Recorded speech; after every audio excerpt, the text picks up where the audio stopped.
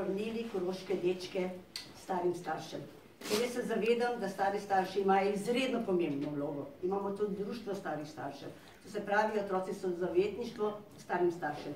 Druga moja največja naloga bo pomoč družinam, ki so v stiski. Mnogo družin imamo v stiskah. Treba jim je finančno pomagati. Jaz moram povedati, če bom predsednica, jaz ne bom dobila niti ene plače. Jaz imam dovolj, sem življenje naredila z mojim možem, imamo dovolj zadev, jaz bom celotno plačo, če bom 5-letni mandat namenila družinom v stiski. To obljubljam danes.